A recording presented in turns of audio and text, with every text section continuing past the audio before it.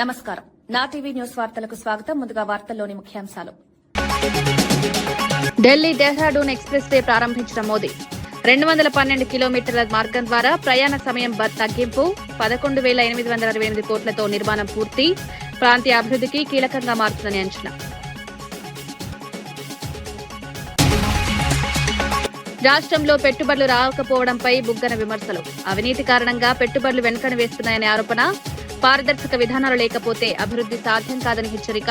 ప్రభుత్వం నమ్మకం కల్పించాలని బుగ్గన డిమాండ్.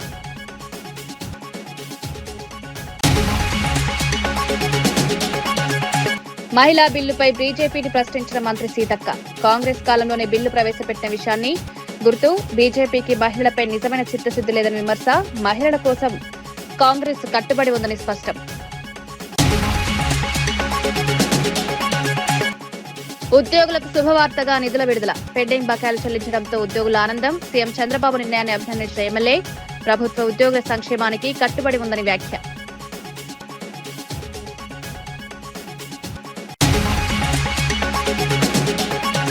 డీలిమిటేషన్ పై సీఎం వ్యాఖ్యలకు కిషన్ రెడ్డి కౌంటర్. అన్ని రాష్ట్రాలకు సమాన న్యాయం, రాజకీయ ప్రయోజనాల కోసం విమర్శలు చేయొద్దని సూచన. ప్రక్రియ పారదర్శకంగా జరుగుతుందని హామీ.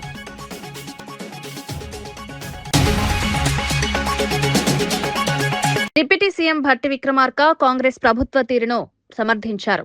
రాష్ట్రంలో సంక్షేమం, అభివృద్ధి రెండింటినీ సమాంతరంగా అమలు చేస్తున్నామన్నారు. ప్రజల జీవన ప్రమాణాలు మెరుగుపరచడమే ప్రభుత్వ ప్రధాన లక్ష్యమన్నారు. అయితే ప్రతిపక్ష బీఆర్ఎస్ రాష్ట్రం అభివృద్ధి చెందకూడదన్న దురుద్దేశంతో తప్పుడు ప్రచారం చేస్తోందని ఆరోపించారు. ప్రభుత్వం చేపడుతున్న ప్రతి పథకాన్ని ప్రజలకు చేరవేయాలని పార్టీ శ్రేణులకు సూచించారు. ఖమ్మం జిల్లా కాంగ్రెస్ కు బలమైన కంచుకోటగా నిలుస్తుందని ధీమా వ్యక్తం చేశారు. ప్రజలు వాస్తవాలను గుర్తించి ప్రభుత్వానికి మద్దతునిస్తున్నారన్నారు.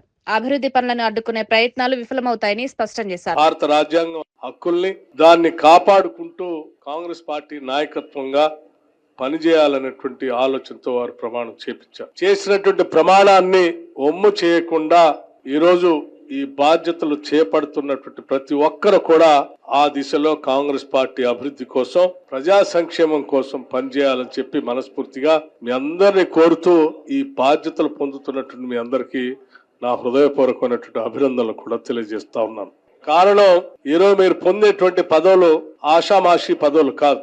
ఈ దేశంలోనే శతాబ్ద కాలం పైబడి చరిత్ర కలిగినటువంటి ఒక అత్యంత పెద్దదైనటువంటి ప్రజాస్వామ్య రాజకీయ పార్టీలో ఈరోజు జిల్లా స్థాయిలో మీరు పదవులు పొందుతా ఉన్నారు. ఈ దేశానికి స్వాతంత్రం తెచ్చి, ఈ దేశానికి రాజ్యాంగాన్ని అందించి, ఈ దేశానికి కావలసినటువంటి అనేక రకాలైనటువంటి అభివృద్ధి కార్యక్రమాలను అందించి, పంచవర్ష ప్రణాళికలు తెచ్చి, రకరకాలైనటువంటి అభివృద్ధి కార్యక్రమాలతో ప్రపంచంలోనే ఈ దేశాన్ని అతిపెద్ద ప్రజాస్వామ్య దేశంగా నిలబెట్టినటువంటి కాంగ్రెస్ పార్టీలో ఈ రోజు మంత్రి పొంగులేటి బీఆర్ఎస్ పార్టీపై తీవ్ర స్థాయిలో విమర్శలు చేశారు. వారి పాలనలో చిన్న పనులను కూడా పెద్దగా చూపించుకున్నారని ఆరోపించారు. కానీ కాంగ్రెస్ ప్రభుత్వం పెద్ద పనులు చేసిన ప్రచారం చేయకుండా ప్రజలకు సేవ చేస్తుందన్నారు. మరోసారి అధికారంలోకి రామెల్లమని తెలిసి బీఆర్ఎస్ నేతలు ఆందోళనతో వ్యవహరిస్తున్నారని వ్యాఖ్యానించారు. ప్రజలు గత పాలనను గుర్తుపెట్టుకుని సరైన నిర్ణయం తీసుకుంటారన్నారు. కాంగ్రెస్ ప్రభుత్వం పారదర్శకంగా పనిచేస్తోందన్నారు. అభివృద్ధి, సంక్షేమం రెండింటినీ సమానంగా అమలు చేస్తున్నామని వివరించారు. ప్రతిపక్షాలు చేస్తున్న ఆరోపణలు అసత్యమని పేర్కొన్నారు. మనందరి మీద ఉంది. దాన్ని దృష్టిలో పెట్టుకుని కాంగ్రెస్ కుటుంబ సభ్యులమైన మనందరం భవిష్యత్తులో మనం చేసే పనిని ఆనాటి ప్రభుత్వం గోరంత చేస్తే కొండంత చెప్పుకున్నారు. మనం కొండంత చేస్తే గోరంత కూడా చెప్పుకోలేకుండా ఉన్నమాట నిజం. దాన్ని గోరంతని కొండంత చెప్పుకోలేకపోయినా చేసిన దాన్నైనా మనం ప్రజలకు చెప్పగలిగితే తప్పకుండా ప్రజల మనసుల్లో ఉన్న ఈ ప్రభుత్వం, ఈ పార్టీ మళ్లీ తిరిగి ప్రజలు దీవించటానికి ఏ రకమైన సంకోచం ప్రజలలో లేదు.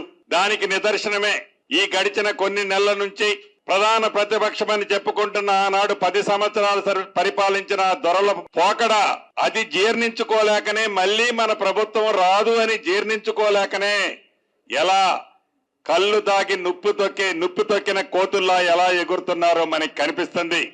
అయినా కూడా ఎక్కడ కాంగ్రెస్ శ్రేణులు, కాంగ్రెస్ కుటుంబ సభ్యులు తగ్గకుండా వారికి తిరిగి గిఫ్ట్ ఇవ్వడానికి సిద్ధంగా ప్రజలున్నారు.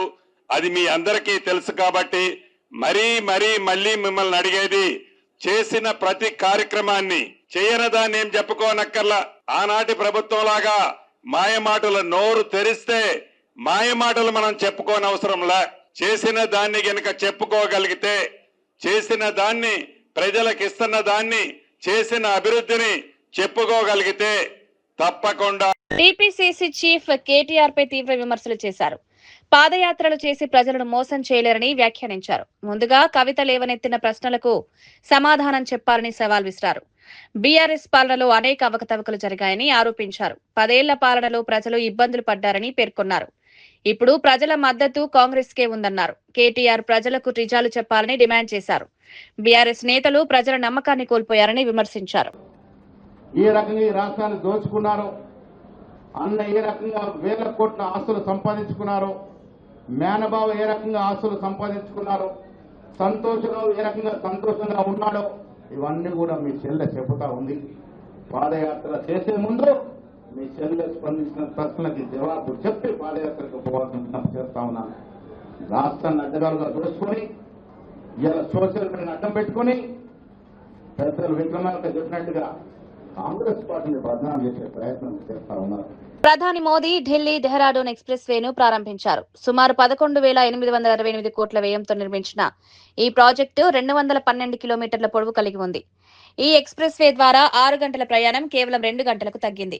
ప్రయాణ సౌకర్యాలు మెరుగుపడి ఆర్థిక అభివృద్ధికి దోహదపడుతుందని అధికారులు తెలిపారు. ఈ ప్రాజెక్టు ప్రాంతీయ అభివృద్ధికి దారితీస్తుందని భావిస్తున్నారు.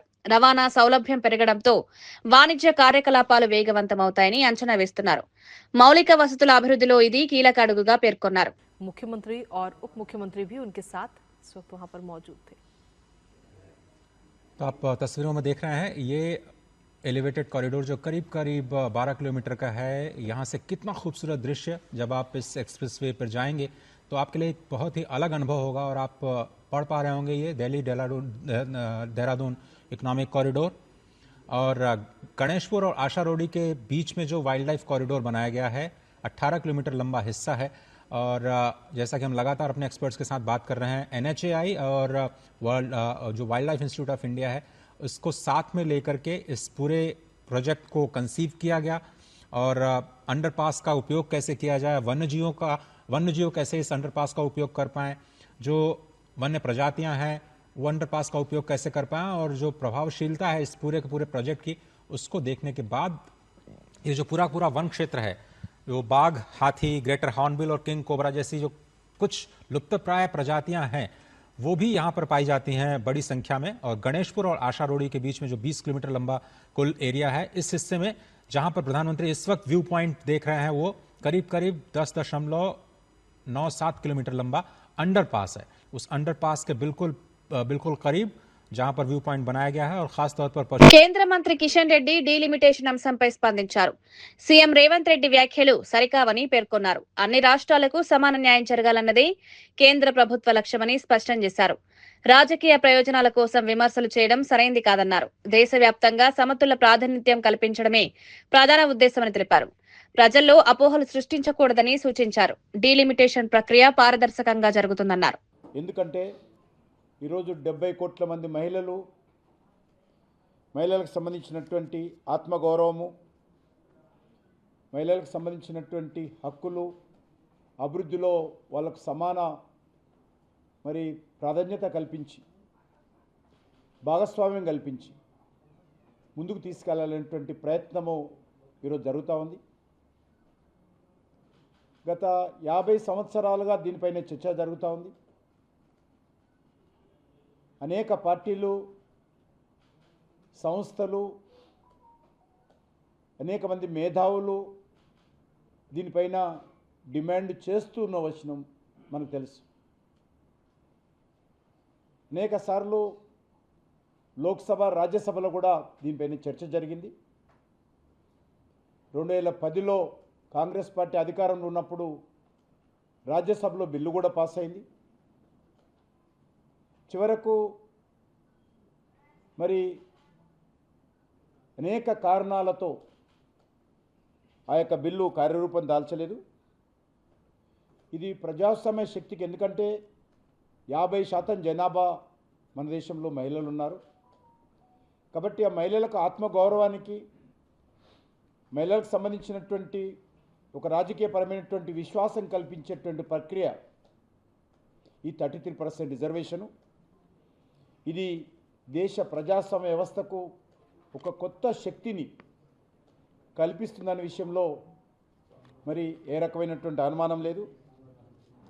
ఇది కేవలం ఒక చట్టం కాదు, మహిళా సాధికారతకు వేస్తున్నటువంటి ముందడుగని ఈ సందర్భంగా మనవి చేస్తా ఉన్నాను.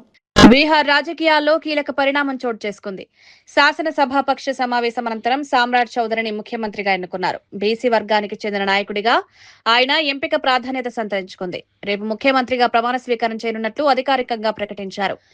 ఈ నిర్ణయం రాష్ట్ర రాజకీయ సమీకరణాలను ప్రభావితం చేసే అవకాశం ఉంది. పార్టీ లోపలి చర్చల అనంతరం ఈ నిర్ణయం తీసుకున్నట్లు సమాచారం. కొత్త ప్రభుత్వంపై ప్రజల్లో ఆసక్తి నెలకొంది. సామ్రాట్ చౌదరి నాయకత్వంలో పాలన ఎలా ఉంటుందో చూడాలి.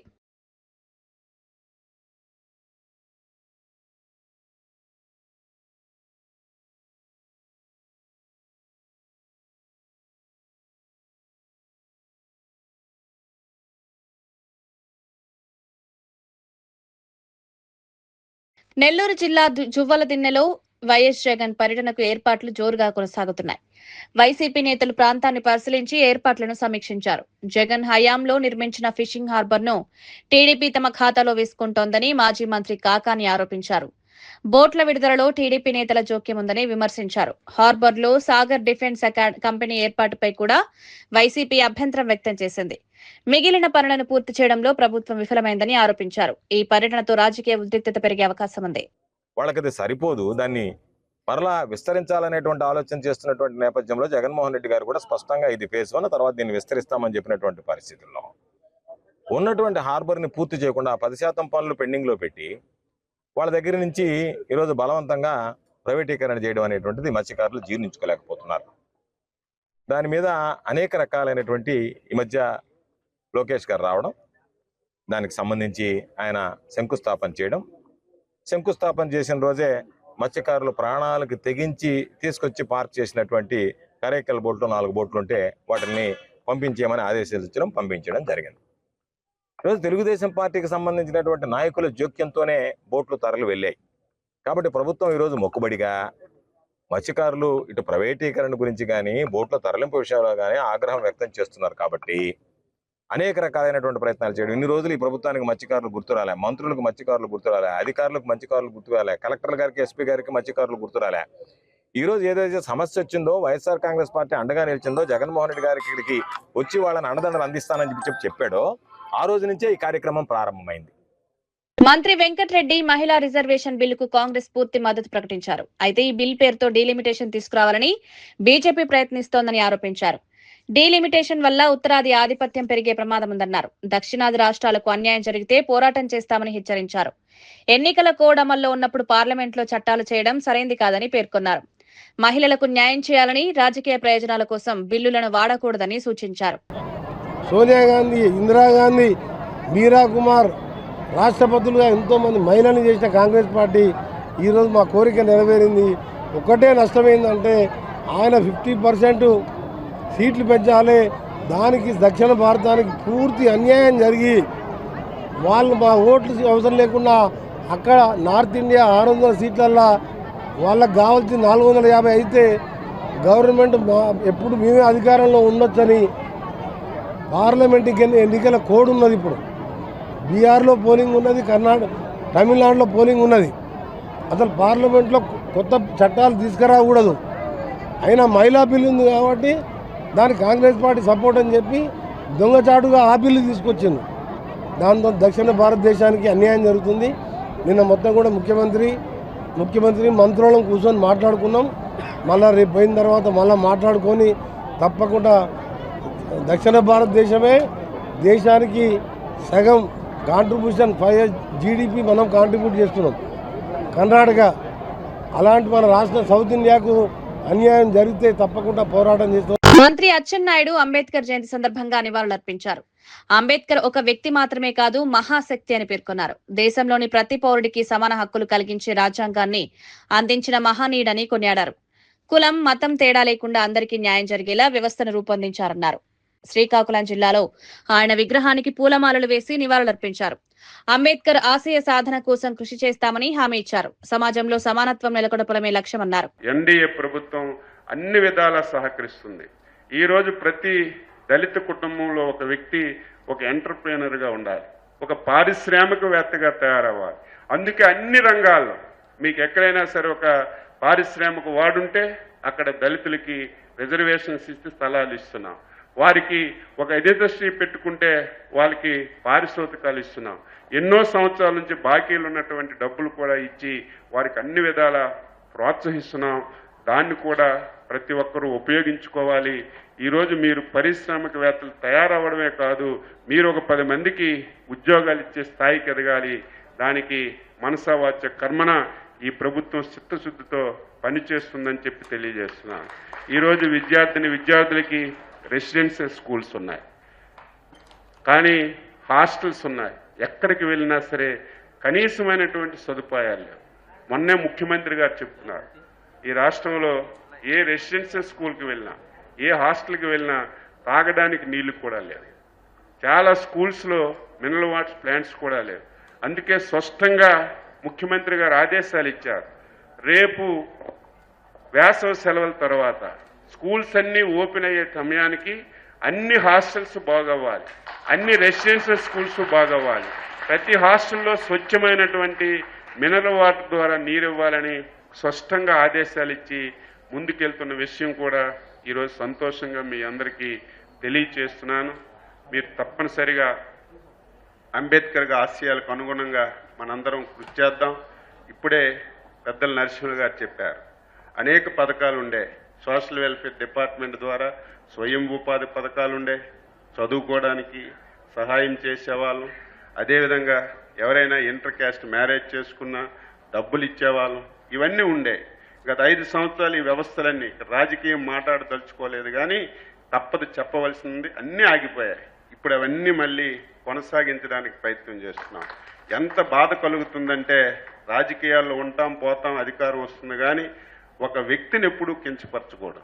చంద్రబాబు నాయుడు గారు ముఖ్యమంత్రిగా ఉండపాడు మన రాజ్యాంగ నిర్మాత బాబాసాహెబ్ అంబేద్కర్ పేరు మీద విదేశీ విద్య అని ఒక బ్రహ్మాండమైనటువంటి కార్యక్రమం పెట్టారు. ఎవరైనా సరే ఎస్సీ ఎస్టీస్ కానీ బాగా చదువుకోవడానికి అమెరికా, రష్యా ఎక్కడికైనా వెళ్తే ప్రభుత్వమే డబ్బులు ఇచ్చి చదివించినటువంటి ఒక బ్రహ్మాండమైనటువంటి కార్యక్రమాన్ని 2014-19లో అమలు చేశాం. దురదృష్టవశాత్తు ప్రభుత్వం మారిన తర్వాత పథకం ఆపేసినా పర్వాలేదు, లేకపోతే దానివల్ల సహాయం చేయకపోయినా పర్వాలేదు. ఎమ్మెల్యే వరదరాజులు రెడ్డి ఉద్యోగులకు శుభవార్త తెలిపారు. గత జగన్ ప్రభుత్వంలో ఉద్యోగులు తీవ్ర ఇబ్బందులు ఎదుర్కొన్నారని విమర్శించారు. పెన్షనర్లు, గ్రాట్యుటీ, ఏపీజీఎల్ఐ, ఏపీజీఎఫ్ నిధుల విడుదలపై హర్షం వ్యక్తం చేశారు. సీఎం చంద్రబాబు పెండింగ్ బకాయిలను విడుదల చేయడం అభినందనీయమన్నారు. 7,538 కోట్ల నిధులు విడుదల కావడం ఉద్యోగులకు ఊరట కలిగించిందని పేర్కొన్నారు. ఈ నిర్ణయం వల్ల ఉద్యోగుల్లో నమ్మకం పెరుగుతుందని తెలిపారు. ప్రభుత్వం ఉద్యోగుల సంక్షేమానికి కట్టుబడి ఉందన్నారు. వాళ్ళకు gratuity, APGL, GIL, APGF, surrender leave, పోలీసులకు సరెండర్ లీవ్, ఇవన్నీ కూడా ఇవ్వడం జరిగింది. కాబట్టి ప్రభుత్వము ఎప్పుడు కూడా చంద్రబాబు నాయుడు గారు అనే ముఖ్యమంత్రి గారు ప్రభుత్వ ఉద్యోగస్తులు బాగా కష్టపడి రాష్ట్రాభివృద్ధిని ముందుకు తీసుకుపోయే పరిస్థితిలో నిరంతరము వారి సేవలు అందిస్తున్నారు. కాబట్టి అన్ని రకాల ప్రభుత్వ ఉద్యోగులకు ప్రథమ ప్రాధాన్యం ఇవ్వడం అనేది జరుగుతుంది. మొట్టమొదటి నుంచి కూడా ఆయన 1994-95లో ముఖ్యమంత్రి అయినప్పటి నుంచి కూడా ప్రత్యేకమైన శ్రద్ధ తీసుకొని ఉద్యోగస్తులందరి మీద వారు చేసే పనికి తగిన ఫలితాన్ని ఇవ్వాలనే ఆలోచనతో ఎప్పుడు కూడా ఆయన ముఖ్యమంత్రిగా దాదాపు సుమారుగా 15-18 సంవత్సరాల నుంచి ఆయన అటువంటి ఆలోచన ధోరణితోనే ఉద్యోగుల యొక్క విషయంలో ఉంటున్నాడు. మాజీ మంత్రి బుగ్గన రాజేంద్రనాథ్ రెడ్డి పెట్టుబడుల అంశంపై తీవ్ర వ్యాఖ్యలు చేశారు. రాష్ట్రంలో పెట్టుబడులు రావడం లేదని ఆరోపించారు. పెట్టుబడులు ఎందుకు రావడం లేదో పరిశీలిస్తే స్థానికంగా అవినీతి పరిస్థితులు ఉన్నాయన్నారు. చిన్న పనులు చేయాలన్నా ఎమ్మెల్యేలకు డబ్బులు ఇవ్వాల్సి వస్తుందని స్థానికులు చెప్తున్నారన్నారు. పెట్టుబడులు రావాలంటే పెట్టుబడిదారులకు నమ్మకం కల్పించాల్సిన బాధ్యత ప్రభుత్వంపై ఉందన్నారు. పారదర్శక విధానాలు లేకపోతే పెట్టుబడులు రావని హెచ్చరించారు. నిజం చెప్తున్నా, నేను కొంతమందితో విచారించిన ఈ మధ్య కాలంలో ఇదంతా జరిగేటప్పుడు ఏం జరుగుతుంది అక్కడ అని చూస్తే ఏమన్నారంటే, అక్కడ గుంటూరులో, విజయవాడలో ఏమన్నారంటే, అసలు ఇక్కడ పరిస్థితులు ఎట్లున్నాయంటన్నా వాళ్ళన్నారు నాకు స్థానికులు. ఇంకా నేను విచిత్రం చెప్తా, స్థానికులు అక్కడ ఉన్న చౌదరీస్ అన్నారు నాకు ఏం తెలుసునా, అధ్వానమైన పరిస్థితి అన్న, లేఅవుట్ వేసే లోపల నాన్ కన్వర్షన్ కావాలంటే ఎమ్మెల్యేకి ఇవ్వాలి, లాస్ట్కు పునాది రాయి వేస్తే ఎమ్మెల్యేకి ఇవ్వాలి, ఏ పని చేయాలన్నా కూడా ఎమ్మెల్యేకి పోయి ఇచ్చుకోవాలి, డబ్బు లేనిది ఎమ్మెల్యే లేనిది అసలు ఆ పనే జరగనీరు అనేది వాళ్ళు చెప్తున్నారు అన్నమాట. అసలు ఇంకా ఏమనంటే సంపద సృష్టి. ఏమి సంపద సృష్టి? సంపద సృష్టి ఏమంటే మా ఇంట్లో పనిచేసే పిల్లోడు, ఇది కూడా వాస్తవం చెప్తా, నేను కొద్దిగా మా అమ్మ చనిపోయింది సార్, మా నాయన ఒక్కడున్నాడు, ఊరికి పోవాలంటే అక్కడ ఊరికి పోతే నీకు అన్ని బాగానే ఉందని ఆయన అది ఇదంటే ఆయన కోస్టలాంధ్ర నుంచి వచ్చినాడు అనమాట. ఆయన ఏమని అడుగుతున్నాడు, ఏం చేస్తున్నాడు నాయన అంటే పొలం ఉండే, పొలము గుత్తకి ఇచ్చినారు, మళ్ళీ ఏం చేస్తున్నాడంటే చిన్న కిరాణం అంగడి పెట్టుకున్నాడు. కిరాణం అంగడి ఆ మారుమూల గ్రామంలో జరుగుతుందంటే కిరాణంతో పాటు మందు కూడా అమ్ముతాడు సార్, అందుకని మందు కూడా అమ్ముతున్నాడు కాబట్టి జరిగిపోతుంది. ఇది ఇట్లాంటి పరిస్థితుల్లో పెట్టుబడులు రావాలా పెట్టాలా చేయాలంటే ఎందుకు వస్తారు, ఎక్కడి నుంచి వస్తారు అసలు? ఇంకోటి ఇన్వెస్ట్మెంట్ రావాలంటే ధైర్యం ఇవ్వండి. ఇప్పుడు హెరిటేజ్ హెడ్ క్వార్టర్స్ పెట్టండి, హెరిటేజ్ హెడ్ క్వార్టర్స్ పెడితే పెట్టుబడిదారులు కూడా వస్తారు, అవును పెడుతున్నారు కదా అని. ఇది ఎట్టుందంటే మెడికల్ కాలేజ్కి ఎవరు రాలే, టెండర్ వేయలే అంటే నారాయణ మెడికల్ కాలేజ్ జరుపుతున్నాడు, ఆయన వేస్తే కదా ఎవడన్నా వచ్చేది, నువ్వేమో టెండర్ వేయవు. అసలు ఇంకొక ఆశ్చర్యకరమైన పరిస్థితి, చౌదరి గారే బాగా తెలిసిన ఆయన, హైదరాబాద్లో ఉంటారు, గుంటూరులో ఉంటారు. ఆయన ఏమన్నా అంటే సార్ నరాన టీడీపీ సార్, మేము మంచిది సార్, ఎవరి అభిమానం వాళ్ళకు ఉంటుంది లేండి, నరాన టీడీపీ సార్. అయితే ఒక్కసారి మాత్రం సార్ నేను రాజశేఖర రెడ్డి గారి మీద అభిమానంతో, అంటే నేనేమనుకున్నాను నెక్స్ట్ ఆయన అభిమానంతో ఓటేసింటాడేమో అని అనుకున్నాను. ఆ రోజు మాత్రం సార్ అభిమానం అడ్డం వచ్చి నేను ఓటింగ్కే పోలే అన్నాడు అంటూ ఆయన ఏమని అడుగుతున్నా. దాని తర్వాత ఈసారి మాత్రము సస్త టీడీపీ కోటాను సార్, ఇది నేను వాస్తవం, ఇది అన్న మాట నేను చెప్తున్నాను. వార్తలు ముగించే ముందు ముఖ్యాంశాలు మరోసారి. ఢిల్లీ డెహ్రాడూన్ ఎక్స్ప్రెస్ వే ప్రారంభించిన మోదీ 212 కిలోమీటర్ల మార్గం ద్వారా ప్రయాణ సమయం తగ్గింపు, 11,868 కోట్లతో నిర్మాణం పూర్తి, ప్రాంతీయ అభివృద్ధికి కీలకంగా మారుతుందని అంచనా. రాష్ట్రంలో పెట్టుబడులు రాకపోవడంపై బుగ్గన విమర్శలు, అవినీతి కారణంగా పెట్టుబడులు వెనుకను వేస్తున్నాయనే ఆరోపణ, పారదర్శక విధానాలు లేకపోతే అభివృద్ధి సాధ్యం కాదని హెచ్చరిక, ప్రభుత్వం నమ్మకం కల్పించాలని బుగ్గన డిమాండ్.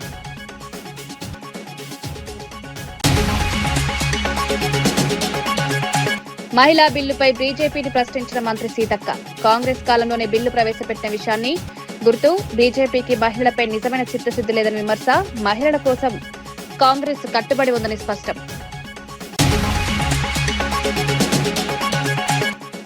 ఉద్యోగులకు శుభవార్తగా నిధుల విడుదల, పెండింగ్ బకాయిలు చెల్లించడంతో ఉద్యోగుల ఆనందం, సీఎం చంద్రబాబు నిర్ణయాన్ని అభినందించిన ఎమ్మెల్యే, ప్రభుత్వ ఉద్యోగుల సంక్షేమానికి కట్టుబడి ఉందని వ్యాఖ్య.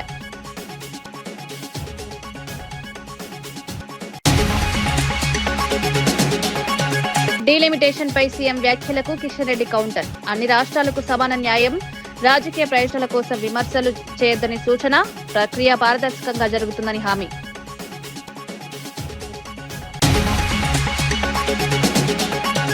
ఇవి ఈనాటి వార్తా విశేషాలు. మరో బులెటిన్లో మళ్ళీ కలుద్దాం. నమస్కారం.